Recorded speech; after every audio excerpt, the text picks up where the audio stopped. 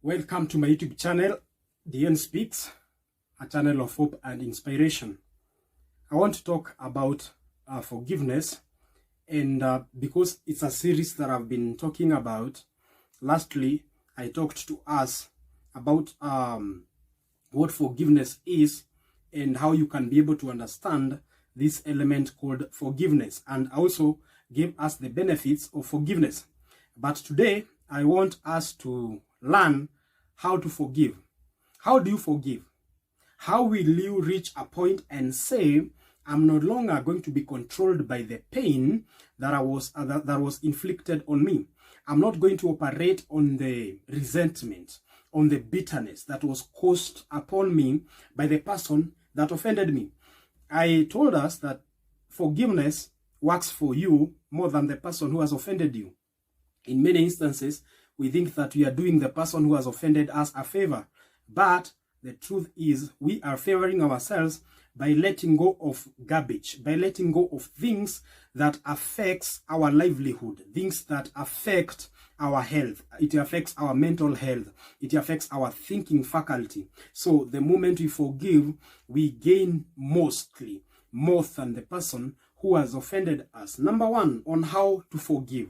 You need to acknowledge the pain you feel. Acknowledge the pain that you feel. Most of the times we like hiding the pain that we are feeling. We like pretending to be okay when we are not okay. It's okay not to be okay, all right? It's okay to cry your pain out. It's okay to say, I don't feel like doing this thing anymore. I don't know how I can handle this thing anymore. It's okay to take your time and release the pain that you are going through, because at the end of it all, failure to release this pain will affect you. You will be dying slowly. You will be at a point whereby you will be stagnating, and stagnation is a process that precedes death. But the moment you tell yourself, I'm acknowledging the pain that was inflicted on me, and I'm going to deal with it, because confrontation brings change. You can only change that which you're willing to confront. So the moment you confront this pain, it brings a change. It brings healing. It now starts removing the pain that you went through. Number two, express your emotions in a healthy way. Express your emotions in a healthy way.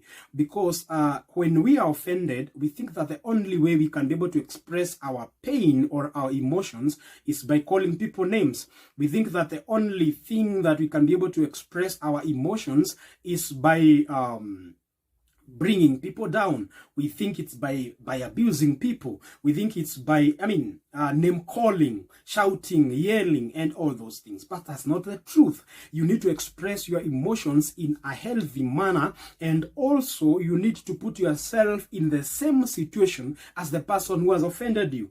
All right? It takes a lot of maturity to do that. You ask yourself, if I act in this manner, what if I'm the one who was in the same position? Could I have anticipated or expected the same treatment? So it will now bring a form of godliness, and also it will bring a form of being sober in your decision, because you will be asking yourself, if I do this, is it the right thing? Am I doing it because of me? Most of the times when you're offended, we have that self-centered attitude. So we think it's all about us. We don't care about others. We just care about ourselves and what we are feeling at that moment. So don't allow the feelings of that moment, because I need to pass this across to us that forgiveness is not a feeling. Forgiveness is an attitude. All right? Because the people who have offended you, most of them, you will live with them. You can try to imagine being offended by your parents. Does it mean you're going to cut them off from your life? Does it mean because you have been offended by your wife or your husband, you're going to get rid of them? No, they will be there. So the moment you will attach feelings to that forgiveness, it won't be genuine, because at the end of it all, their presence will be triggering something that they did. But when you take it as an attitude, you take it as initiative, and you tell yourself, by the fact that I'm going to be in their life, they are going to be in my life, I'm not going to allow any feeling to affect me or what I feel towards them. And that is maturity. Number three, release any form of unhealthy attachments. Release any form of unhealthy attachments. You see, most of the times, the people who hurt us most, the people who offend us most, are the people who are close to us the most. These are the people that we have lived together with. These are the people that we have done life together, because you can try to imagine when someone is your partner, it means that you have lived together with them. It means that this person was close to, or rather is so much close to you more than anyone else. But now they reach a point and they offend you. So how are you going to handle that situation? Are you going to keep maintaining the attachment? Because the moment you maintain this unhealthy attachment, it will keep affecting you. It will keep messing your life, and you will realize the more you keep this attachment closer to you, the more it will keep messing you. So there are some attachments which are unhealthy. And get the word unhealthy, that you need to let go. There are some attachments that you need to release yourself from, because it will be like a cage. So you need to uncage yourself and tell yourself, I cannot continue being in this unhealthy attachment, because the more I'm putting myself in this attachment, the more it is draining me, the more it is weighing me down, the more it is making me to feel as if I don't have any identity, the more it is messing my life around. So it becomes very important when you let go of any unhealthy attachment. Stop, number 4, stop looking for occasions to get offended. That's not an easy one. But you'll have to agree with me that most of the times, in as much as we are being offended, we create the room to be offended. All right? Sometimes you know very well that the thing that you are about to do, there is that inner voice telling you don't do it, but you still push it. Sometimes you know this person, this is their boundary. Are you getting my point? You understand very well that this is their boundary, but you want to push it. You want to push them to the corner, so you see their reaction. So you need to stop looking for such occasions to be offended, because it will be hurting you the more.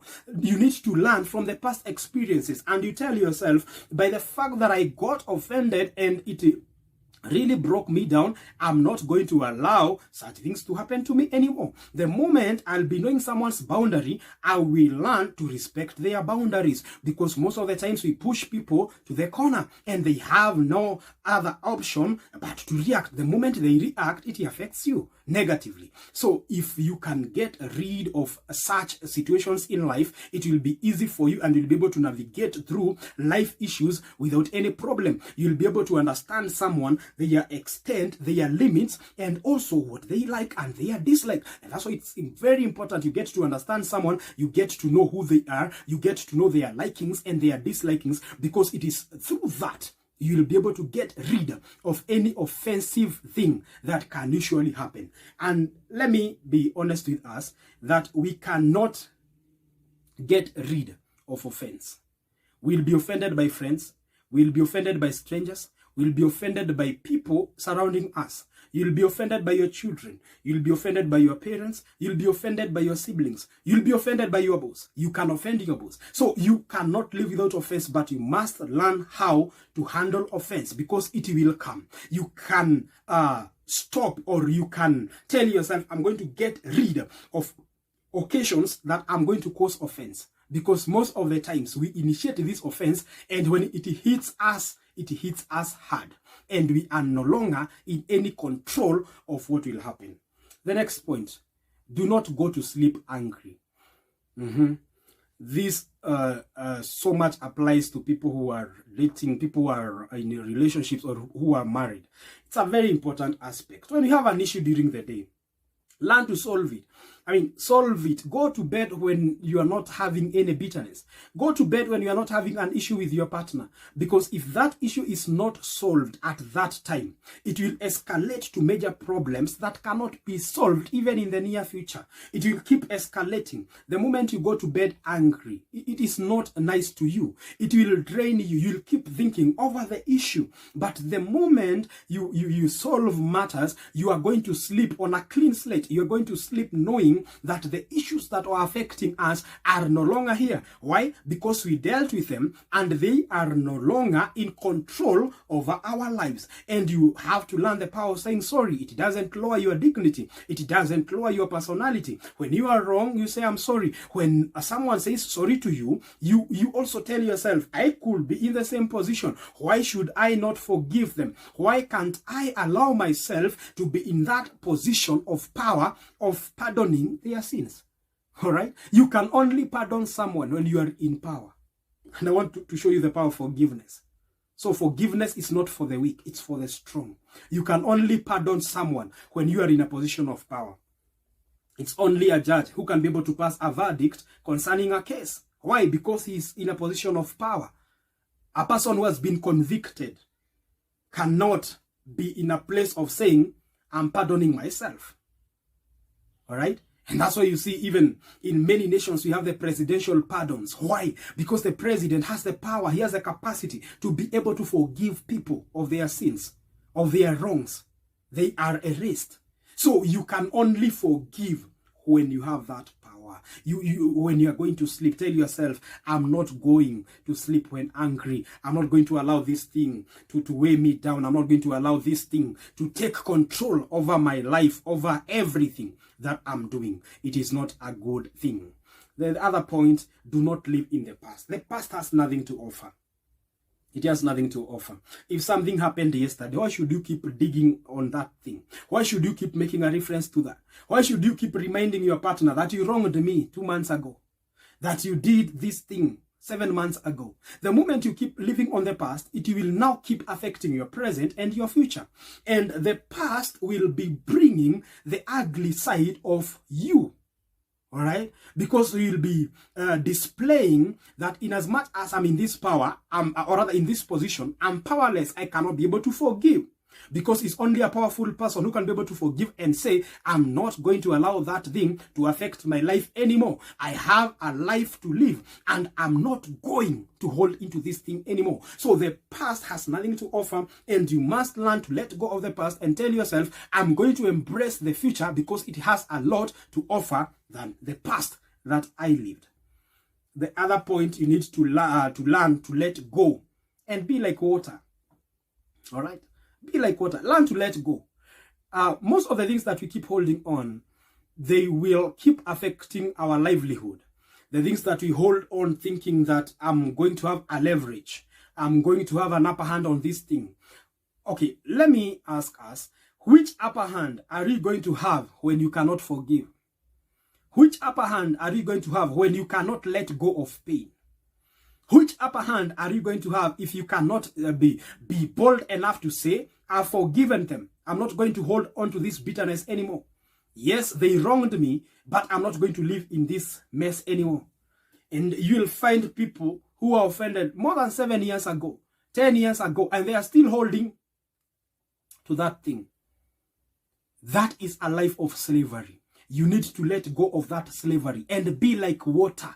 Tell yourself, I'm not going to cling onto this thing anymore. I'm not going to hold on things that have been weighing me down anymore. It happened, and right now I've grown, I've learned, I've unlearned things. I'm not going to judge someone because of their past. I'm not going to allow the things that they did to control my decision making. I'm not going to allow their failure to see my potential, to interfere with my future decision making. All right. So you need to forgive. You need to learn to let go. You let go of all the offense. You let go of all the failures, of all the heartbreaks, of all the pains, of all the bitterness, of all the resentment and anger. You let go because it will be for your own good, and it will be an improvement to even your own life, because you will realize the moment you let go, it brings in the best things. How can you be waiting for something good when you are still holding on something that has been pinning you down? How can you be waiting for a good husband? How can you be waiting for a good wife, whereas you are still holding on your ex that broke your heart very many years ago, and you're still there saying, I can't forgive?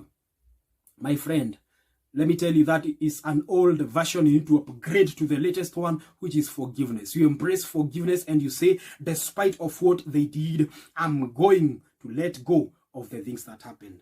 The next point, which is very important, take responsibility for your part. Take responsibility for your part. Most of the times we keep focusing on the person that offended us and we forget that we also have a part.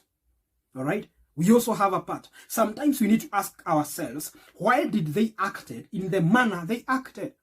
So stop being self-righteous. Stop acting as if this person came from nowhere and they came and offended you. No. Most of the times, maybe we have created the atmosphere to be offended.